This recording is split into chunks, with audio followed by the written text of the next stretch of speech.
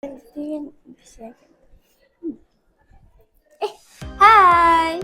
Assalamualaikum, selamat sejahtera dan salam pengakap.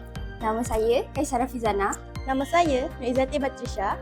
Hari ini anda akan bersama dengan kami dalam slot mengenali dunia pengakap.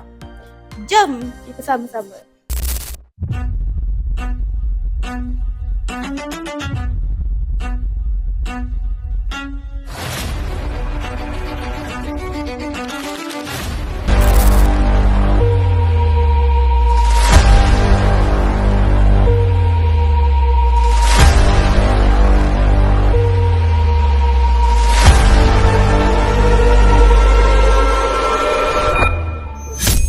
Tahukah anda, pada abad ke-20, dunia menyaksikan kelahiran satu gerakan belia yang mengubah kehidupan jutaan remaja di seluruh dunia.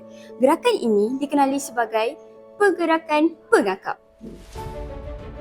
Segalanya bermula dengan seorang tokoh tentera British yang bernama Robert Stephenson Smith Baden-Powell. Seorang lelaki yang percaya bahawa pendidikan terbaik untuk remaja bukan hanya di dalam kelas, tetapi juga melalui pengalaman hidup di luar.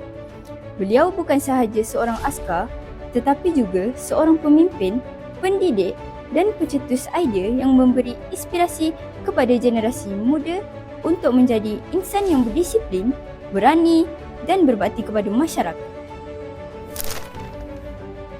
Baden-Powell dilahirkan pada 22 Februari 1857 di London, England.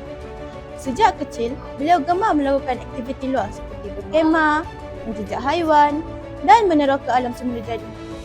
Minat terhadap pengembaraan ini membentuk kemahiran hidup yang sangat berguna apabila beliau menyertai tentera British. Sepanjang kejayaannya sebagai pegawai tentera, beliau banyak berkhidmat di Afrika dan India. Salah satu peristiwa penting dalam hidupnya ialah semasa pengepungan Mafeking pada tahun 1899 semasa Perang Boer. Dalam situasi yang mencabar itu, beliau melatih remaja tempatan untuk membantu dalam tugas-tugas ringan seperti menghantar mesej dan mengawasi kawasan. Pengalaman ini membuka matanya bahawa golongan muda mampu memikul tanggungjawab besar jika diberikan bimbingan yang betul. Selepas kembali ke England, Baden-Powell menyedari bahawa ramai remaja yang memerlukan aktiviti yang membina sasiah, disiplin dan semangat kepimpinan. Pada tahun 1907, beliau menganjurkan satu perkemahan eksperimen di Pulau Brownsea, England. Perkemahan ini melibatkan 20 orang remaja daripada latar belakang yang berbeza. Mereka diajar kemahiran seperti berkemah, menjejak, memasak di hutan, kerjasama berkumpulan dan kepimpinan. Hasil daripada kejayaan perkemahan tersebut, Baden-Powell menulis sebuah buku berjudul Scouting for Boys pada tahun 1908. Buku ini mengandungi panduan aktiviti luar, nilai moral dan latihan kepimpinan untuk remaja.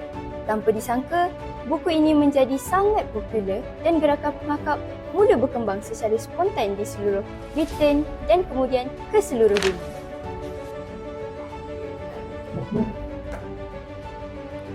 Tidak lama kemudian, kumpulan-kumpulan pengakap mula ditubuhkan di pelbagai negara.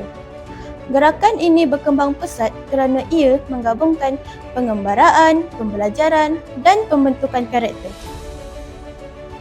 Pada tahun 1920, jambore pengakap dunia pertama diadakan di Olympia, London. Dalam perhimpunan bersejarah itu, Baden-Powell diiktiraf oleh ribuan pengakap sebagai Ketua Pengakap Dunia atau Chief of the World.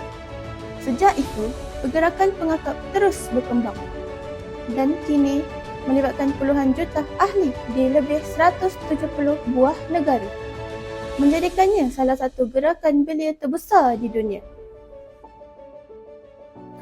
Warisan Baden-Powell bukan sekadar sebuah organisasi, tetapi satu falsafah kehidupan yang menekankan nilai disiplin, keberanian, persahabatan dan khidmat kepada masyarakat. Walaupun beliau telah meninggal dunia pada tahun 1941, semangat dan ajarannya terus hidup melalui jutaan pengakap di seluruh dunia.